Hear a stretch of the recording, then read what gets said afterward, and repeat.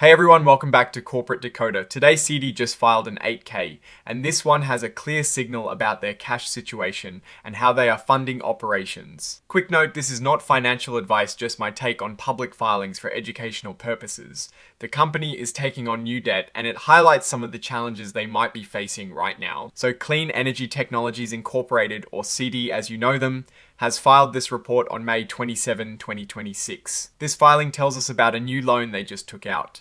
It is not a huge amount, but it is significant for a company of this size, especially considering their recent financial news. Basically, the company borrowed about $260,000 from a company called Agile Capital Funding.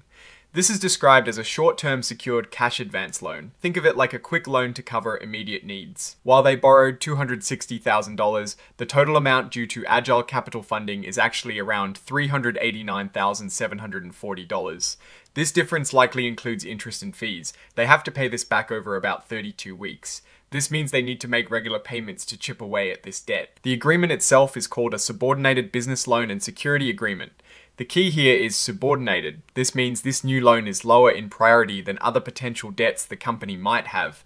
If something really bad happens, like the company goes bankrupt, other creditors get paid back before the lender of this subordinated loan. This often means lenders charge a higher interest rate for that extra risk. Now, why is this loan important? Well, looking at some other recent news, CETY received a notice from Nasdaq about not complying with listing rules, specifically because they were late filing their 10Q report.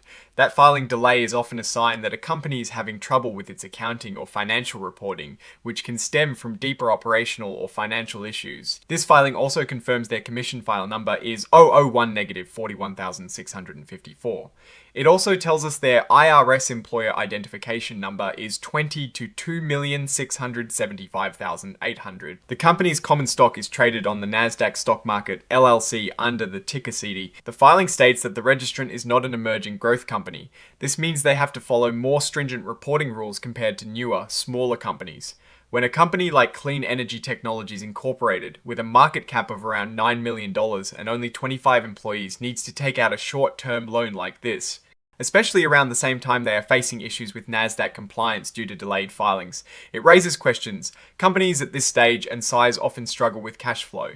This $260,000 loan, which will grow to nearly $390,000 with interest and fees, needs to be repaid relatively quickly. Their recent FY 2025 revenue was $2.16 million, with a loss per S-hair of $1.55. This new debt repayment will put further pressure on their limited cash reserves. Think of it like someone with a small income taking out a high-interest payday loan. It might solve an immediate problem, but it can create bigger ones down the road if they don't have a clear path to sustainable profitability and cash generation. The actual loan agreement, filed as Exhibit 10.1, is the key document detailing the terms and conditions.